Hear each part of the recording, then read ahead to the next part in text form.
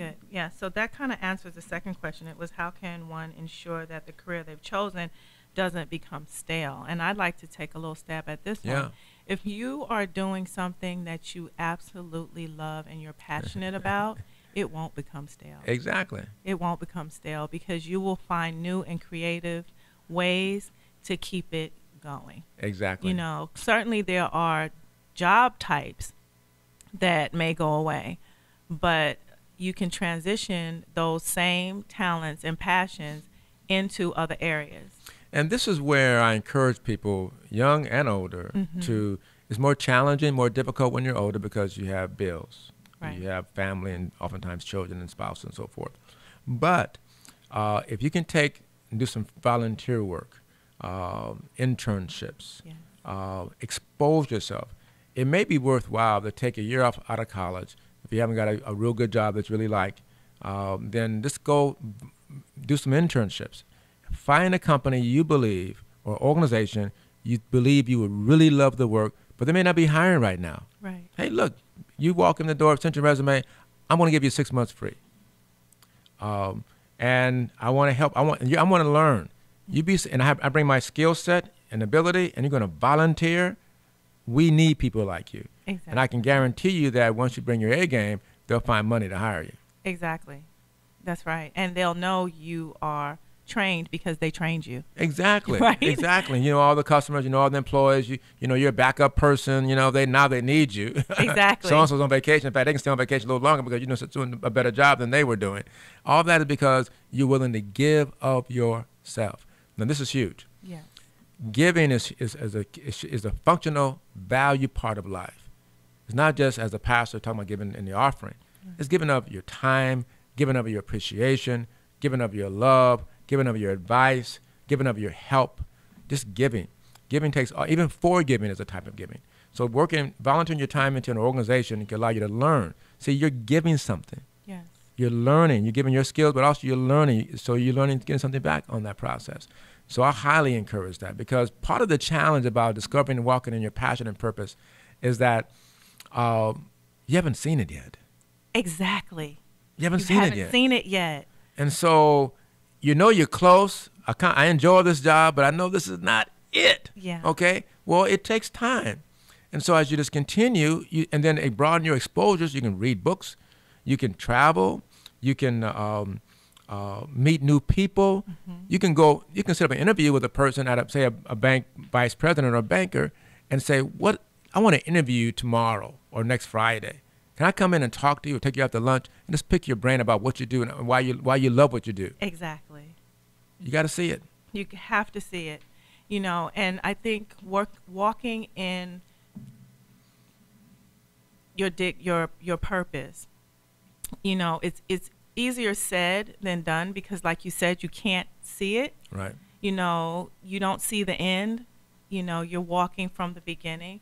But faith is a great part of that. Great part. You have to have faith that you're going to get to where you're going. Exactly. So that every day when you wake up and fear nudges you on your shoulder and says, you know what, you're not good enough. Right. You have to be able to say, yes, I am. Right. And I also encourage all of these students who are graduating from high school and college and adults who are starting their life over, maybe at the midpoint of their life. Yes. To know that wherever you're starting from, it's fine. Yes. It's fine. And you'll get to where you want to go. Yes. If you walk and make decisions that will get you there. Now, what has helped me, even as a young person, people would tell me, you're one of the oldest young people I know. Because I was always around older people. And that's huge. Now, I'm not knocking being young or being around younger people. But as a young person, I was always seeking to connect and learn. And my peers didn't know any more than I knew, okay? Right. And so I began to tap into people who are more accomplished, more higher responsibility, made more money, much more accomplished overall, right. and learn from them and talk with them and become their friends. And they helped me.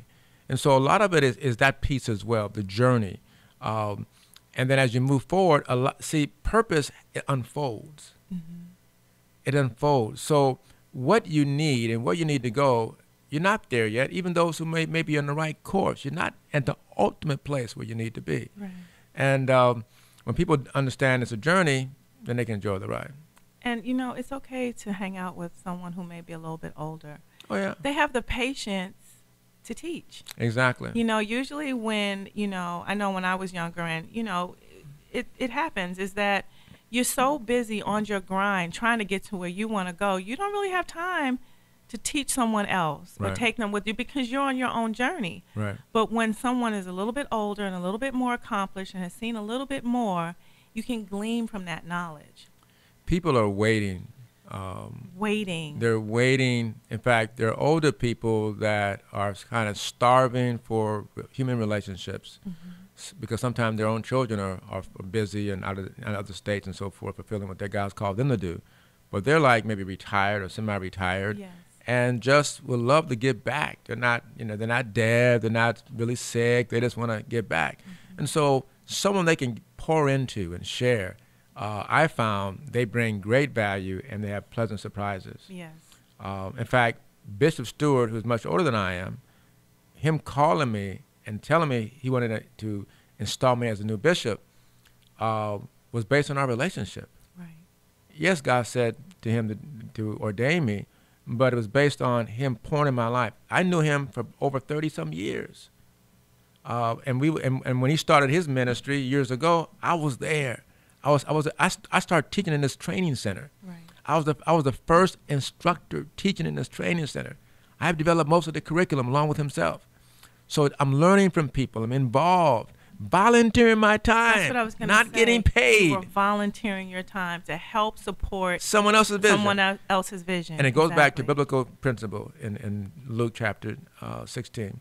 If you're not faithful to that which is another person, who will give you that which is your own? That's right. So when you begin to sow and be faithful to helping someone else achieve their dreams, when it's time for yours, guess who shows up? People to help you. I have so many people offering to help me all the time. It's even increasingly now because I'm bishop. Yes. But I've been doing that for years, for over 30 years, helping other people. I'm still helping people. That's me. But it's also a principle. And so people who help people are happy people. That's the They truth. lack nothing. They lack nothing. They're being blessed all the time. All the time. Because it comes through people. Exactly. And I'm going to do something really unprofessional now. Are you guys enjoying this? My young staff, they are so quiet. They're usually like distracted. You can hear a pin drop in here. They are paying attention to every word you say. Okay. And I just got a text from one of them right now, and it says, do you believe that the mediocrity that the younger generation has become conditioned to through the use of technology causes a problem in their ability to clearly find their purpose?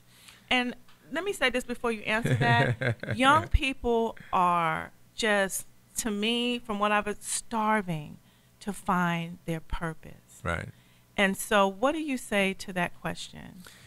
Be quite honest, everyone's like that. Every young person it's a point of focus, and even as we get older, I would like to give the millennial young group a lot of props. Yes. What I've observed, and this again because of life history, when I was growing up, you had the hippie movement. Right. We wanted free love, people getting high all the time, dropping out. That's you the know, truth. And so, it's different labels. Right. The same. It's this. Then what happened? We got serious about our lives. Cut off the big, cut down the afro a little bit. Cut off my big beard. Took off the overalls and went to school. Right. Okay. Unfortunately, some of my friends, they messed up. They got high and blew and just messed up their brains. Okay. Went to jail. Made poor decisions. Yes. And then dropped out of school. And so they paid a big price. I was fortunate. I was crazy too, but I got back into it. Got focused. So the Bill Clintons of the world, for example, who's acting crazy, smoking dope and all that kind of crazy stuff, he realized, I got to get it together. Right. Okay. So there are people out there, young people out there now. They realize they're serious, and I run into a lot of them. Many are in our church. They're serious. And what happens is that, like in our church, I'm seeing them, they come to God. I've been out there, got my hand slapped. Made some dumb mistakes. I'm not too old. I'm going to get it together right now. Right. Okay. So some of them get a little bad rap. There are some crazy folk, but it's like that, and even older crazy people, okay? That's very true. But when you're younger, you have an opportunity to seize the moment. I like to say it this way: give God the best years of your life. Yes. When you're strong, you're healthy, your mind's working well, don't wait till you're 75 and say, I'm going to get serious about life. Yeah. Yeah, it's a little late then. Not too late, but you don't, it's kind of late. So when you made mistakes when you're young, you have an opportunity to rebound. And that's what I want to encourage young people. Don't put yourself down. That's right. Don't let anybody discount what's in you. If you made a few mistakes, take your whooping and learn from it and do better. And do better. Just do better. Yes. And as far as their life choices are concerned, as far as careers, I think sometimes younger people, and we do too, they get stuck on, okay, I've chosen this field, I have to make it work. Yeah. So could you speak to that? Are you stuck with your first choice is the question. No, in fact, one of my first jobs, I worked for NASA. Mm-hmm. I enjoyed it, but I wanted something different. And when I got exposed to business, that really broadened my scope. But you're never stuck. Yes. And when you're in a situation where you're kind of committed to that mm-hmm. relationship or environment, then you can make it better. Right. So in that context, you're never stuck. Yes. In the biblical principle I use, it's called sowing and reaping. Mm-hmm. If I see some dirt in the back and nothing's growing, but I want something growing back there, I got to plant some seed. That's right. I got to plant some seed and water the ground and cultivate it and help it grow. And then in a few months, I got something growing in my backyard. But before, I had nothing going on back there. Mm-hmm. Okay? That could be your life, could be your career, could be your job. Start sowing seeds of personal development. Sowing seeds of reading some books. One I encourage, it's so many, but one is by Malcolm Gladwell, The Outliers. Yes. Powerful book about study. In fact, for many parents, it is a textbook for raising children because it talks about how to be successful in life. And it's an analysis by Malcolm Gladwell, but again, you have to read books like that. Yes. That really help people just really understand that you invest in yourself, you get something out of it. And things take time. It takes time. Time. Time is a friend. Time is our friend. It's not an enemy. Exactly. So if it doesn't happen in the next 5 minutes, it will still happen. In fact, we were on the freeway and the traffic was backed up, and I was happy. Time was a little slow. It didn't zoom right by, and we got here on time. That's right. That's right. So it works out for us, doesn't it? Definitely. Okay, before we wrap up, I know we only have a few minutes left, but before we wrap up, I'd like to kind of talk about some of the perils, if for lack of, okay. that we see because this generation, everything is moving so fast and everything is so connected to, paying attention for 30 seconds, 10 seconds, 5 seconds, 1 second, that we don't take time to focus on anything. So I think my question is, how do we slow that pace down? It's fine to have all of these, gadgets, but how do we slow things down and just take a breath? It's a really good point. As you're talking, what came to me is to, yes, disconnect, but do some of the same things differently. Mm-hmm. So because we're so used to, like I have an iPad and a phone, and I use it a lot. Yeah. But I also like the old school reading a book. So if I read a book and my phone is over here, then it's not like I don't see a text when I'm reading on my Kindle. Right. Okay, and pops up or starts buzzing. And so I get distracted by that. Mm-hmm. So if I just say put the phone aside or take up a regular book and just read it, not that you couldn't read it on Kindle, but you want to be uninterrupted and have that time and still grow. Because there's so many interactions and that unsolicited come to you. Yeah. Through your text, through your phone, and through your iPad. And so that'd be the first thing. Also take time aside to meditate and to write and to think and to dream again. I love walking the beach. I pray when I walk the beach, but I think. And so I take quiet time in the morning or late at night, and then I'm up throughout the night thinking about stuff. So I write things down in my journal. I'm a constant thinker. And to me, I'm not worrying about it. I was thinking about stuff. And I believe because how God has wired me, these ideas, and not just ideas to do things, but ideas to solve problems. Ideas, the problems I'm dealing with now, situations. And it comes to me and I write it down. Right. So the discipline of writing it down, or if you want to put it in your iPad or your phone, that's fine. But the documenting what comes to you. Yes. Because it goes back to God's talking to me. Mm-hmm. If I just an idea, you don't take it serious. Right. But you realize that's a God idea. I need to document it, and then I need to develop it, maybe share with some close friends, and go from there. So that's what I do, and I encourage. Time away, quiet time, time with God obviously is very, very valuable. But those that may not be into God yet, too much into God, just time aside and meditate and think about their vision and write it down. Yes, I agree. And, like for me, sometimes the best ideas come at times when you not necessarily think you would be, Exactly. You're walking to the shower. You're walking to, Exactly. So you stop. In the dental office. In the dental office. Exactly. Sitting in my car, And the reason why it happens for me, for example, things trigger. I'm reading a magazine. Just hanging out in the dental office. Pick up a magazine, and it's about Architectural Digest. Right. Okay? And I said, I want my living room to be like that. Okay? Yes. I asked them, can I have this magazine? I write it down or whatever. I'm thinking about stuff. Yeah. I'm getting ideas. But I'm not wasting my time waiting for my next turn in the dental office. Right. Even though time is a friend, but it doesn't wait on anybody. That's right. So we all have the same amount of time every day. It's how we use it what matters most. Oh, I like that answer. One more question. In your journey to becoming bishop, first of all, are you happy with being bishop so far?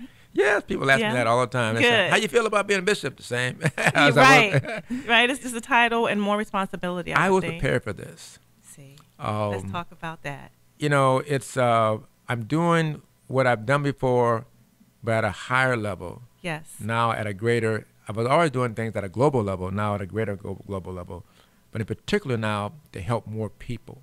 A greater level of influence. Great influence, and so I want to use my influence. I want to share the value and the influence I have, and that I'm gaining more all the time with other people. It's not just for me. Yes. I'm not going to pick it out. Let me package this in a bottle and sell it to the whole world. No, I want to give it away. Yes.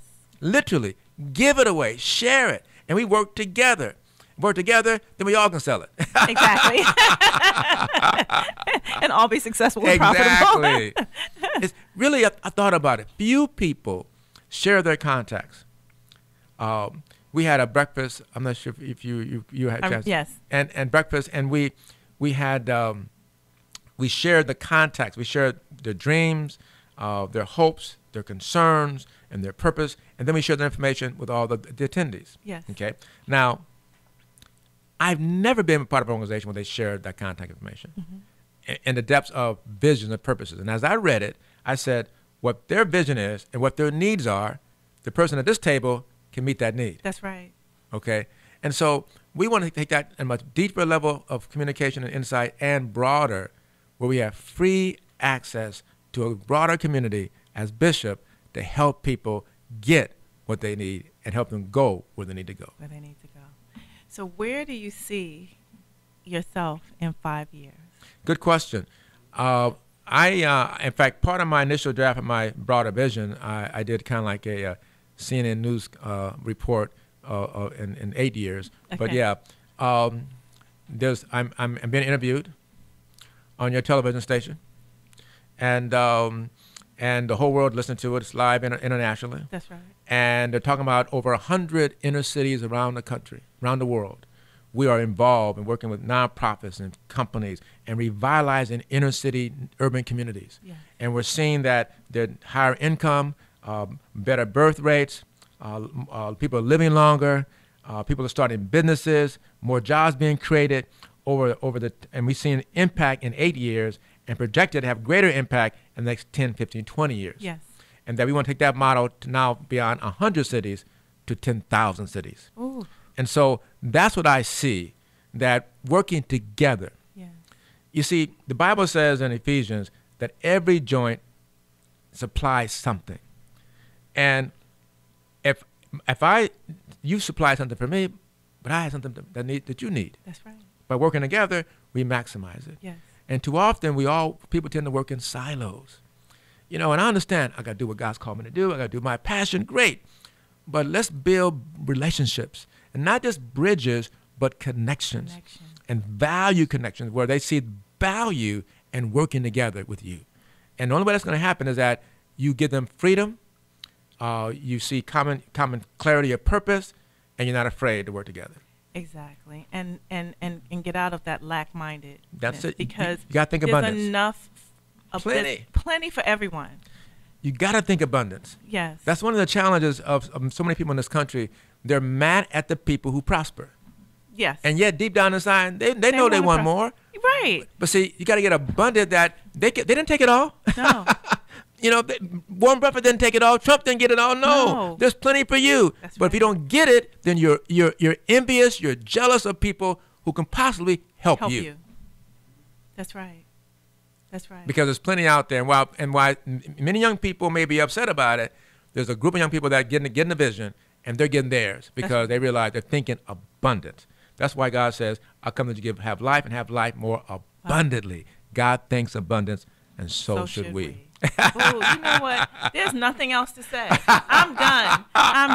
Pastor Ed, thank you, Bishop Ed Smith. Thank you for having me. So much. Zoe Christian Fellowship, if you have a Sunday available, you should stop by, visit. You might want to stay. The services are at 8 a.m. and 10:30 a.m. every Sunday. They have Wednesday night Bible study, and then they have Bible study at noon. This church is on the move, and you can see why. And I want to thank you again so much for coming and sharing such knowledge with us today.